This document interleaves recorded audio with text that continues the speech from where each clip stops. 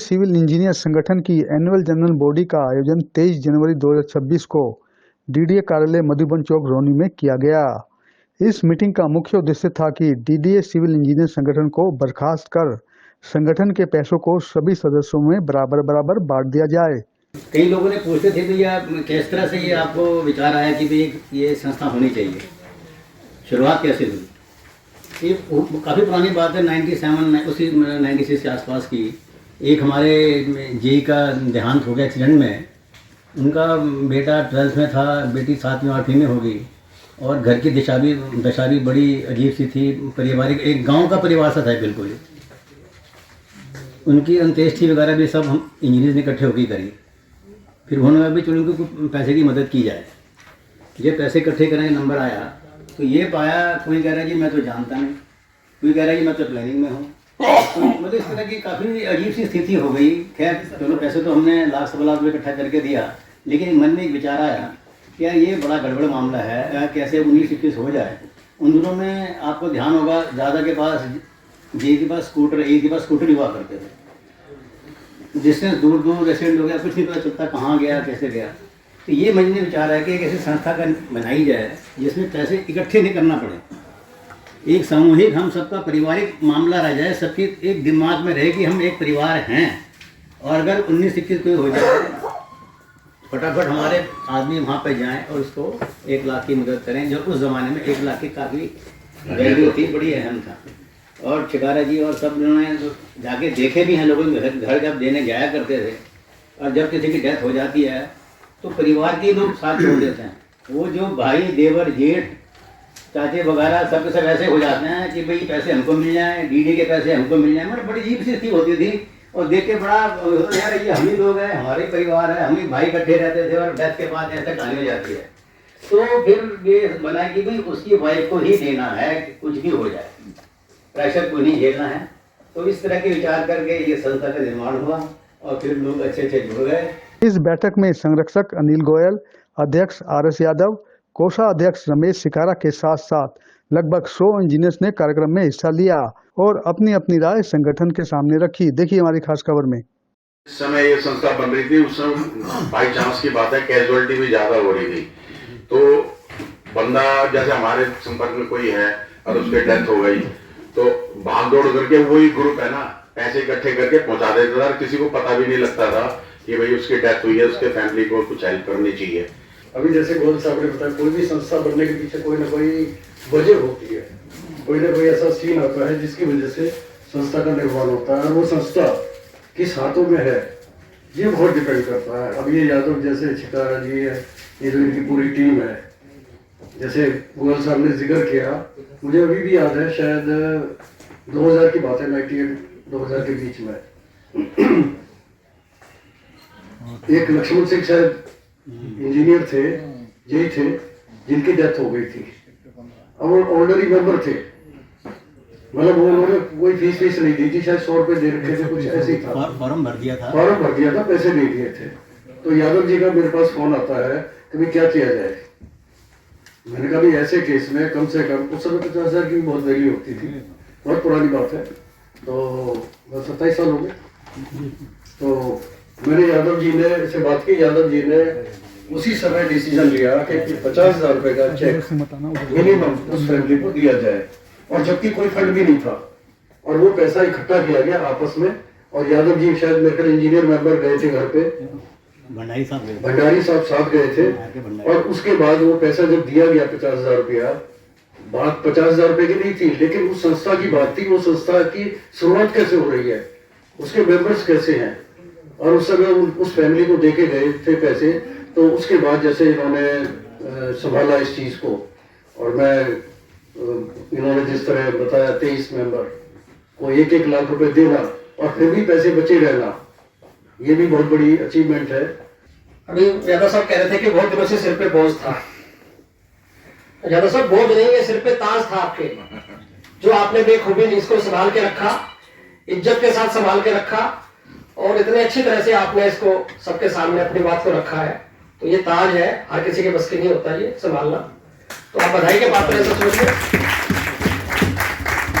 Management से जो है ये रिक्वेस्ट है, अगर मेरी इस बात को अगर आप कहीं लगता है अच्छी है तो कोशिश करें कि ये मैच्योर होने बाद और हम डोनेट कर दें कहीं पे। धन्यवाद जी। मेरा भी यही मानना है, ऐसा है कि जो संस्था हमने बनाई थी उसका मोटो पूरा हो गया और जो कमिटमेंट थी कि पैसे रिफंड करने के उसकी भी बात आ गई है। बट क्या ऐसा नहीं हो सकता 33 रुपए आज की डेट में कोई बहुत बड़ी बात नहीं है। क्या नहीं, ऐसा नहीं हो सकता कि हम कोई चैरिटेबल जैसे जो भी संस्थाएं हैं उनमें ये दान कर दें? सर मैं कह रहा हूँ जिन्हों को चैरिटी करनी है बहुत शौक से करें, उन्हें कृपया ना रोकें आप, जिन्हें पैसे चाहिए उनको दे दीजिए आप। यही सजेशन है कि इसको कहीं डोनेट किया जाए।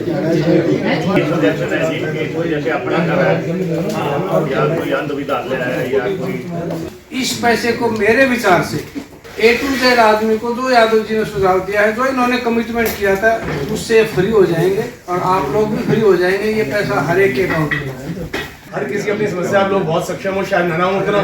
मैं तो कह रहा हूँ मुझे डीडीए ने आज तक मेरे को पेंशन नहीं दी, मेरी ग्रेजुएटी नहीं दी, तो मेरी कौन मदद कर रहा है? प्लीज बता देना मुझे बाहर अकेले में।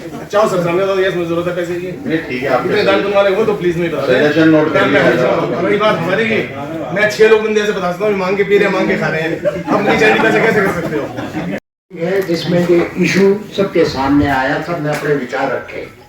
अभी का रखे दे रहे हैं। हाँ कोई बात नहीं, जो विचार रख रहे हैं वो सारे अपने अपने विचार दें। मेरा अपना विचार ये है कि जो इन्होंने रूल्स बाईलॉज बनाए थे और उसमें 6 के तहत लिखा हुआ है कि हम इसको डिस्ट्रीब्यूट करेंगे, तो ये उसको डिस्ट्रीब्यूट करके अपनी जिम्मेवारी से मुक्त हो जाएंगे बगैर किसी उसके।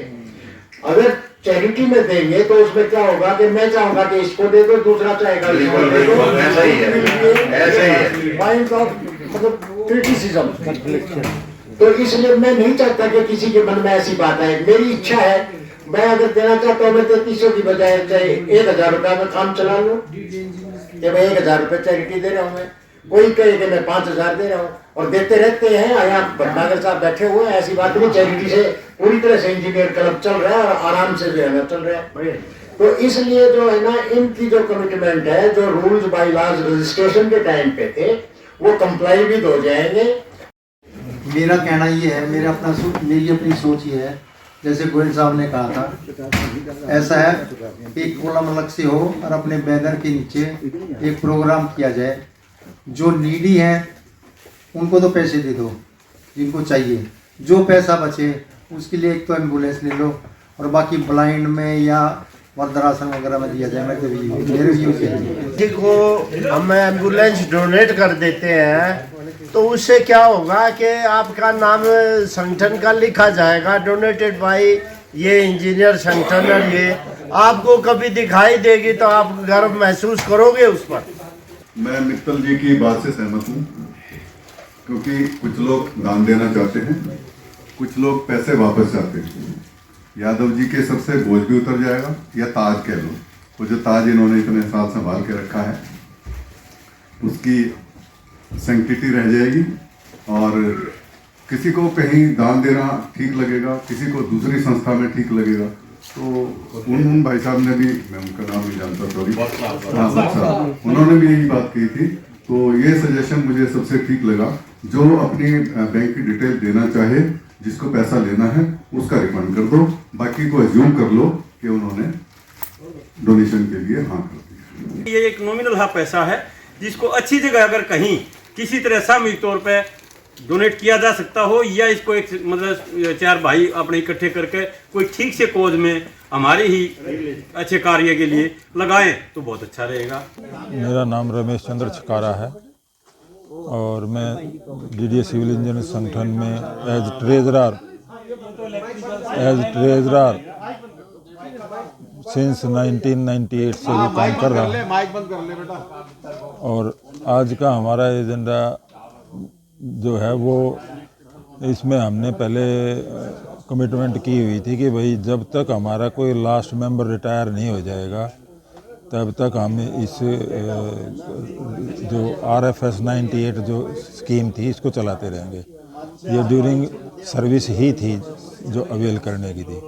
उसके बाद जो बैलेंस हमारे पास फंड बचेगा, उस फंड को किस तरह से लोगों में डिस्ट्रीब्यूट किया जाए, किस तरह से उसका यूटिलाइजेशन हो, वो सारे मेंबर्स की ओपिनियन के हिसाब से उसमें आगे जो है कैसे उसको प्रोसेस किया जाए, उसी के लिए ये मीटिंग आज थी मेन। तो ये संस्था है, ये क्या है और सारा मुद्दा क्या है? मनोज जी, मैं आपको बताऊं, मेरा नाम है RS यादव और मैं as a civil engineer DDA में कार्यरत रहा हूं। जूनियर इंजीनियर से मैं भर्ती हुआ था और असिस्टेंट इंजीनियर की पोस्ट से मैं रिटायर हुआ हूं। ये बात है 90s के आसपास की। उस टाइम पर हमारे यहाँ मैक्सिमम यंग इंजीनियर्स जो थे वो सर्विस में थे। तो दिल्ली की डेवलपमेंट आपको मालूम है कि काफ़ी लार्ज स्केल पे उस टाइम पर काम DDA में चल रहे थे। तो यहाँ मल्टी स्टोरी, सिंगल स्टोरी से लेके मल्टी स्टोरी तक की कंस्ट्रक्शंस हमारे यहाँ हुई हैं। तो बहुत सी बार ये क्या होता था कि जो यंग इंजीनियर किसी कारण से एक्सीडेंटली या आते जाते समय कहीं रास्ते में किसी कारण से कोई दुर्घटनावश उनकी डेथ हो गई, तो उसके लिए, उसके परिवार को हेल्प करने के लिए हम लोगों को पैसा सभी लोगों से जा करके इकट्ठा करना पड़ता था और कंट्रीब्यूशन करके तब उसके परिवार को हेल्प के लिए देना पड़ता था। उसमें समय बहुत लगता था और बहुत ही एक थका देने वाली वो एक्सरसाइज होती थी। तो इस चीज़ को ख़त्म करने के लिए या उसको थोड़ा आसान करने के लिए हम लोगों ने ये DDA सिविल इंजीनियर्स संगठन जो बॉडी है, जो आप देख रहे हैं बैनर पे, इसको हमने रजिस्ट्रेशन कराया 1997 में। और इस प्लेटफार्म के तहत हमने एक प्रोग्राम रखा कि क्यों ना वन टाइम कलेक्शन सभी मेंबर से वन टाइम कलेक्शन किया जाए और वो जो पैसा as a corpus fund create करके उसको हम बैंक में रखेंगे। उस समय बैंक का इंटरेस्ट भी बहुत अच्छा मिलता था, 12 से 13% बैंक का इंटरेस्ट होता था 97-98 में। तो ये पैसा जो कलेक्ट हो जाएगा कॉर्पस फंड, उस पर जो इंटरेस्ट होगा उससे हम उस परिवार की मदद करेंगे। तो इसमें हम लोगों ने, हमारे 511 टोटल मेंबर बन गए थे। उस 511 से हमने पैसा कलेक्ट करके और बैंक में एज ए FD के तौर पे रखा और वो हर साल जो है उसमें से जो इंटरेस्ट आता था वो उसमें ऐड होता रहता था। इस संस्था को हमने इनकम टैक्स में भी अंडर सेक्शन 12A रजिस्टर कराया और उसके बाद वहाँ से हमने जो इसके अंदर डोनेट करता है मेंबर, उसको ATG की एग्जम्पशन मिले, उसके तहत इनकम टैक्स डिपार्टमेंट से ATG की एग्जम्पशन के लिए भी प्रोसेस पूरा किया और हमें वो एग्जम्पशन मिली। तो ऐसे करके हमने इस संस्था को 98 में फिर हमने एक रिलीफ फंड स्कीम 98 के नाम से बनाया, जो कि हमारे aims and objectives of this संगठन के अंदर था शामिल, to help the stranded families of the members. तो तब हमने ये डिसीजन लिया था कि किसी भी हमारे मेंबर की अगर डेथ हो जाती है तो उसकी फैमिली को मिनिमम 1 लाख रुपए की हेल्प की जाए, ताकि उसके वैक्यूम क्रिएट हो जाने से परिवार में जो हार्डशिप जो फेस करनी पड़ती है उसको ना करना पड़े और 6 महीने 7 महीने कम से कम उसकी किचन का खर्चा चलता रहे। क्योंकि सरकारी डिपार्टमेंट कोई भी हो, उसमें अगर उसके एम्प्लॉय की डेथ होती है तो एक सेट प्रोसीजर होता है, उसके बाद ही उसके परिवार को कोई पेंशन वगैरह या उसके फंड्स मिलते हैं। उस बीच में जो वैक्यूम क्रिएट हो जाता है उसमें वो फैमिली बहुत हार्डशिप फेस करती थी।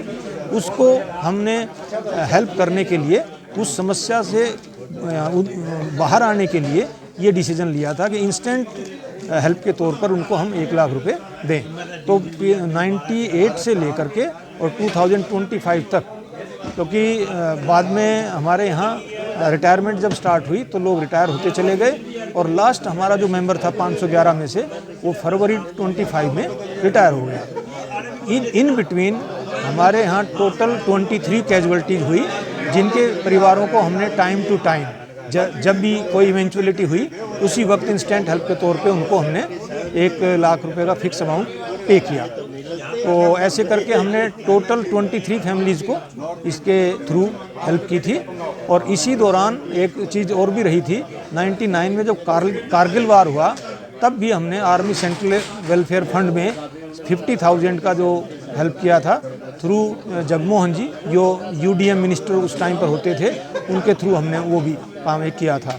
तो ये एक चैरिटी के तौर पर हमने इसको चैलेंज को लिया था, जिसको हमने अब तक जो है निभाने की कोशिश की। और अब हमारा, क्योंकि लास्ट जो मेंबर था वो 25 फरवरी 2025 में रिटायर हो गया है, तो जो कॉर्पस फंड में पैसा अवेलेबल है उसके लिए आज 23 जनवरी 2026 को ये मीटिंग बुलाई थी कि भाई इस पैसे का अब यूटिलाइजेशन कैसे करना है। तो उस बारे में हमारे यहाँ जो आज थोड़ा मौसम भी ख़राब रहा, बारिश भी आ गई थी, जिसकी वजह से उम्मीद से कम लोग हमारे इसमें मीटिंग में आए। उसके बावजूद भी मोर देन 50 हमारे यहाँ पे लोगों ने अटेंड किया। और उसमें जो ये डिसीजन लिया गया कि भाई जो पर हेड जितने हमारे सर्वाइविंग मेंबर्स हैं उनके बीच में इस पैसे को इक्वली डिवाइड करके और वो रिफंड कर दिया जाए। तो ये यूनानिमस फैसला हमारी तरफ से लिया गया है और जो कि 1 साल तक हमारा ये प्रोसेस चलता रहेगा। उसके बावजूद भी अगर कोई पैसा हमारे इसमें बचता है then again we will call a meeting and we will decide. ये आज का हमारा एजेंडा इस मीटिंग का रहा।